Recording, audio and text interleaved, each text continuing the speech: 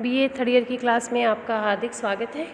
आज हम भारत पाकिस्तान संबंध पर चर्चा करेंगे। एशिया महाद्वीप में ब्रिटिश उपनिवेशवाद की समाप्ति के साथ एक नए संघर्ष की शुरुआत हुई, जिसके परिणामस्वरूप इस क्षेत्र में शांति शब्द का लोप ही हो गया और यह दो देशों के संघर्ष में बदल कर रह गया। जो वे दो देश हैं भारत पाक, जिनका संघर्ष हमेशा चलता ही रहता है। अब देखिए बच्चों, भारत पाक संबंध का जब हम विश्लेषण करते हैं तो विभाजन तो इसका एक कारण है ही, जिसने इन दोनों राष्ट्रों के मध्य अविश्वास और घृणा को पैदा किया है। इसके अतिरिक्त भी अन्य बहुत से कारण हैं जिससे भारत और पाक के संबंध कभी भी नियमित नहीं हो पाए। अब उसमें देखें बच्चों, सबसे पहला अगर हम देखते हैं भारत पाक संबंधों को प्रभावित करने वाली समस्याओं को जब हम देखते हैं तो मुख्यतः 4 समस्याएं उभर कर सामने आती है। विभाजन से उत्पन्न होने वाली समस्याएं, भारत विरोधी नीति, पाकिस्तान की सैनिक संगठनों की सदस्यता से उत्पन्न होने वाली समस्याएं और भारत की किलेबंदी से उत्पन्न होने वाली समस्याएं। सबसे पहले हम देखते हैं विभाजन से उत्पन्न होने वाली समस्याएं क्या क्या थी। सबसे पहला है उसमें हैदराबाद विवाद। हैदराबाद भौगोलिक रूप से भारत के अंतर्गत ही मिल सकता था, लेकिन जो उस समय निज़ाम थे उनका रवैया अस्पष्ट था और पाकिस्तान ने हैदराबाद को इस भ्रम में रखा कि वह उसके साथ है। तो निज़ाम ये डिसाइड ही नहीं कर पाया कि मैं वह किस में शामिल हो और उसने ये सोच लिया कि मैं तो स्वतंत्र राज्य अपना बनाए रखूँगा और उसने भारत के साथ भी विलय की बातचीत करता रहा और पाकिस्तान ने भी उसको इस आश्वासन में दे दिया कि वो उसके साथ है। निज़ाम का मूल लक्ष्य दक्षिण भारत में मुस्लिम वर्चस्व स्थापित करना था। पाकिस्तान के सहयोग और निजाम के आशीर्वाद से मारकाट, लूटपाट इस क्षेत्र में मच गई, जिसकी स्थिति बहुत ज़्यादा खराब हो गई। परिणाम स्वरूप भारत को सैन्य कार्रवाई करनी पड़ी। हैदराबाद रियासत को भारत में सम्मिलित कर दिया गया और निज़ाम को 50 लाख रुपए प्रिवी पर्स के रूप में देना तय किया। पाकिस्तान ने यद्यपि इस प्रश्न को बहुत बार उठाया यूएनओ में भी, लेकिन उसका कोई रिजल्ट नहीं निकला। दूसरा है बच्चों जूनागढ़ विवाद। जूनागढ़ काठियावाड़ की एक छोटी सी रियासत थी जिसका मुस्लिम शासक था। उसने रियासत को पाकिस्तान में सम्मिलित करने की घोषणा कर दी और पाकिस्तान ने उसका सम्मिलन स्वीकार भी कर लिया, लेकिन वहाँ की जो जनता थी वो पाकिस्तान में शामिल नहीं होनी चाहती थी। इसलिए 1947 में मुस्लिम दीवान को बाध्य होकर भारत सरकार को हस्तक्षेप के लिए आमंत्रित करना पड़ा और जूनागढ़ को जनमत संग्रह से भारत में शामिल कर लिया गया। तीसरा है बच्चों ऋण की अदायगी का प्रश्न। चूँकि विभाजन हुआ तो जो आमदनी और कर्ज का बंटवारा भी संतोषजनक ढंग से करना था, मुद्रा के संबंध में निर्णय लेना था, तो पाकिस्तान ने तुरंत ही झूठ के निर्यात पर प्रतिबंध लगा दिया। आर्थिक समस्याओं में सबसे कठिन विस्थापितों की संपत्ति की समस्या थी। जो हिंदू शरणार्थी पाकिस्तान में अपनी संपत्ति छोड़ के आए थे उसका मूल्य 3000 करोड़ रुपए था, जबकि जो मुसलमान भारत में अपनी संपत्ति छोड़ के गए थे उनका मूल्य 300 करोड़ रुपए था। 1950 में नेहरू लियाकत अली समझौते के द्वारा इस समस्या का समाधान कर दिया गया। अब विभाजन के बाद ये तय किया गया कि भारत और पाकिस्तान दोनों सरकारों में दायित्व और लेनदारी को समान अनुपात में बांटा जाएगा। भारत सरकार ने ब्रिटिश सरकार के सारे ऋण को अपने ऊपर ले लिया और इस उपलक्ष्य में भारत को 300 करोड़ रुपया पाकिस्तान से मिलना था और यह 5 वर्ष बाद देना था। लेकिन पाकिस्तान सरकार ने ये ऋण देने में प्रॉब्लम क्रिएट की और उसने भारत को 55 करोड़ रुपए रक्षा संग्रह को पाकिस्तान को देना था।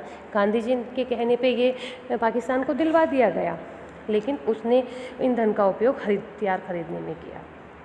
तीसरा है बच्चों नहरी पानी का विवाद। अब देखिए बच्चों, पंजाब का चूँकि विभाजन हो गया तो नहरी पानी विवाद उठकर खड़ा हो गया। नहरें आर्थिक दृष्टिकोण से उस समय बनाई गई थी बच्चों जब विभाजन का विचार किसी के मन में था ही नहीं। अब प्रॉब्लम क्या हुई, पंजाब की 5 नदियों में से सतलज और रावी दोनों देशों के मध्य बहती है। झेलम और चिनाब पाकिस्तान के मध्य से और व्यास पूर्णतया भारत में बहती है, परंतु भारत के नियंत्रण में वे तीनों मुख्यालय आ गए जिसमें दोनों देशों की नहरों को पानी की पूर्ति की जानी थी। पाकिस्तान के पंजाब और सिंध सिंचाई के लिए इन नहरों पर ही आश्रित थे। पाकिस्तान को यह आशंका प्रारंभ से ही हो गई थी कि भारत जब चाहे पानी बंद करके उसकी जनता को भूखों मार सकता है। अतएव विभाजन के तुरंत पश्चात से ही नहरी पानी को लेकर दोनों देशों के बीच विवाद उत्पन्न हो गया। अब 1949 में समझौता किया गया विश्व बैंक के माध्यम से और समझौते के अनुसार फिर 1960 में जल के प्रश्नों को लेकर एक समझौता भी हुआ जिसको सिंधु जल संधि कहा जाता है। तो नहरी पानी विवाद को काफ़ी हद तक निपटा लिया गया। नेक्स्ट बच्चों शरणार्थियों का प्रश्न। विभाजन के बाद मुस्लिम लीग ने पाकिस्तान में सांप्रदायिक दंगे करवाए, जिससे हजारों की संख्या में शरणार्थी भारत भाग के आ गए। पाकिस्तान में हिंदुओं का जीवन और इज्जत सुरक्षित नहीं थी। हजारों व्यक्ति वहां मौत के घाट उतार दिए गए और बहुत ज़्यादा विस्थापन हो गया। पाकिस्तान की सरकार हिंदुओं की रक्षा नहीं कर सकी। जितनी बड़ी संख्या में विस्थापित पाकिस्तान से आए, उतनी बड़ी संख्या में भारत से पाकिस्तान नहीं गए। बाद में भी पाकिस्तान से हिंदू शरणार्थी अनवरत आते रहे। ये शरणार्थी पाकिस्तान में अपनी ज़मीन और संपत्ति छोड़ के आए थे। भारत ने पाकिस्तान से क्षतिपूर्ति मांगी, जिसे वह देने में आनाकानी करता रहा। शरणार्थियों की समस्या आज भी बनी हुई है। जब भी पाकिस्तान में सांप्रदायिक अत्याचार होते हैं तो हिंदू अल्पसंख्यक भारत की ओर भाग खड़े होते हैं। कश्मीर विवाद।